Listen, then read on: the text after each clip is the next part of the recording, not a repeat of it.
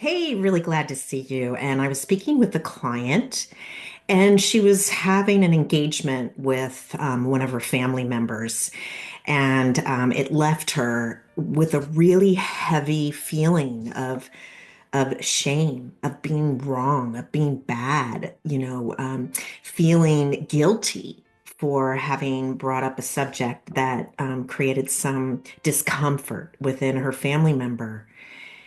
And I know it's happening for a lot of us. This is a time period where just family issues are coming up, things that have not been addressed are needing to be addressed. If they're not being addressed naturally, circumstances are bringing the circumstances create the time to take on issues that maybe we've stayed mum about for decades and maybe silently sizzled with resentment or maybe even rage.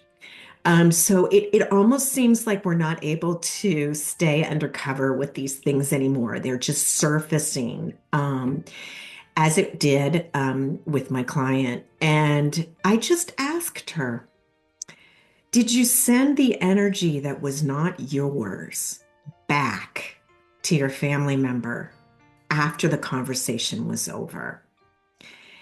And she really had to think about that for a moment.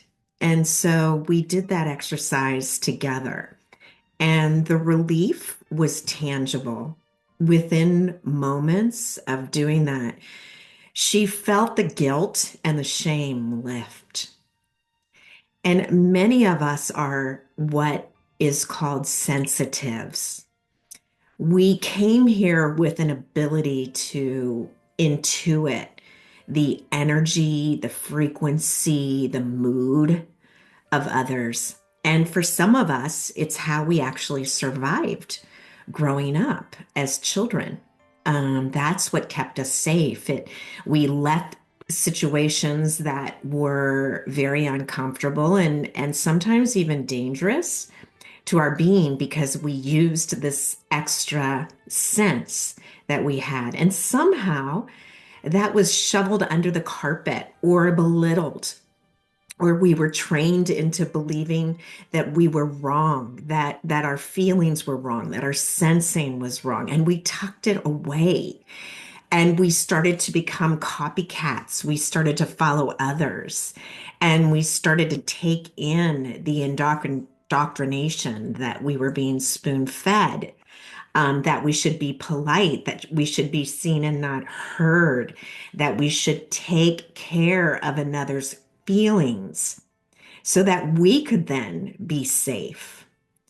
So in adulthood, sometimes it takes a moment for us to really understand our boundaries are being crossed, or someone is foisting or projecting their own rage and anger onto us.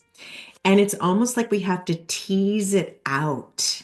And it's not the easiest thing because we want to take on the fix it. We want to take on the responsibility for the other person and how they feel. But honestly, we cannot control how another person feels. We're responsible for how we feel.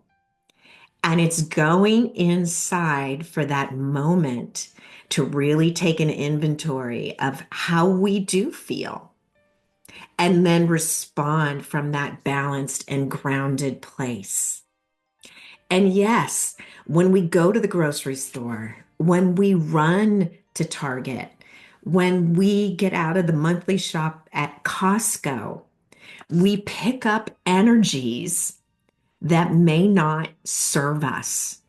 We may be holding on to someone's anger from their workplace that we picked up standing in line at the cashier and not even know it. So, what I'm suggesting today in this video is that you return the energy to the sender. Whatever energy is not for your benefit, you return it to the sender. Or maybe it's globally. I mean, it's really hard to not indulge in a deep way in the news events of the day, whether it be reported by traditional or alternative outlets. It's really hard not to stare. And then we take on those projections, we take on those feelings. And who knows what's really true, right? Who knows? We don't really know. Are we there physically? So while we send love, we also return energy that does not benefit your own being. And when my client practices that, she's in a more grounded space. The energy opens up around her. There's less guilt and shame and blame, and she can go inside her little heart and really start to explore what that conversation with her family member was for her. And there may be a hidden agenda, or maybe there isn't a hidden agenda. Maybe it just presses your buttons and it's something you need to control, but you can still release the energy, the frequency, the vibration that is not a fit for your well being, and you will see things more clearly. So it's these simple tools that are so essential. And many of us have not been taught or schooled in these ways of feeling, of going into that heart space and giving our being a breath rather than going into the analytical mind and analyzing, stepping back. How do I feel? How does my body feel? Where are my arms and my legs right now? Where is my heart? Let me feel into my heart and soothe that little beam of light that just got a whack so hard. And yeah, maybe there's more weight attached to it because of what you've experienced in the past. It triggered past trauma that you're still carrying. And that piece of you needs and deserves soothing. I'm doing the best I can in this moment. Everything is always working out for me. Let me stop down in this moment and go inside my heart and see what it is that I need. Yeah, I'm carrying too much shame and blame. I'm returning it to sender with love. And then you'll find yourself in a more balanced place. And it's not just this issue with the family member or what you picked up while you were out at the store. You come into a place of softening where you grow compassion and recognize compassion for yourself. And then you can feel that compassion for others. Wow, too bad that woman ahead of me had such an abusive circumstance in the office. Because you start to feel it. The scenarios start to come to you. And no, you're not crazy. You're awakening to your intuition. You're awakening to your empathy. We all have it. Some of us, it's just buried a little further down than others. So you can go into that and say, yes, I deserve well-being. Yes, everything is okay in this moment. My feet are on the ground. I'm breathing air. Wow, that was a beautiful bird that just sang a song for me. I'm grateful I could hear it. I'm grateful I could recognize it. You can stop down and feel your feet on the ground and send love to the earth that supported you. and it shifts your energy. It's shifting your frequency. It's shifting your vibration, and it gets you into the moment as opposed to projecting what's happening in the future and how you're going to get the person back that offended you or caused a resentment, or grabbing yourself from projecting back into the past of what did happen or maybe did not happen, but feels like it happened. And you get into the present and you see the light and you feel the present moment and the opportunity in that present moment. And you live from that space, and it creates a whole new way of being.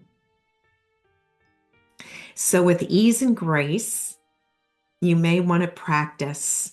I release that energy, that emotion, that frequency, that vibration that is not mine. I return it back to sender. I am free. And then send love to your own heart, to the person that you engaged with, to their heart, and then all around the globe, because we are in this together. I know it's rough. I know family issues are coming up in spades. I know you don't feel safe and secure most of the time. Stay in that moment, inventory that moment, and then decide, you know what? I'm not getting out of this day, today, this day.